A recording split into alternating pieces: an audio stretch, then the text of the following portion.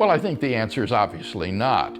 A good deal of the Old Testament law is no longer applicable to us today. You remember when Jesus says that it's what comes out of a man's heart that defiles the man, not what goes into his stomach.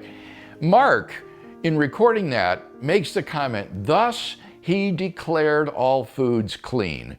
That is to say, the old Jewish food laws about not eating certain meats like pork and other animals were now going by the board.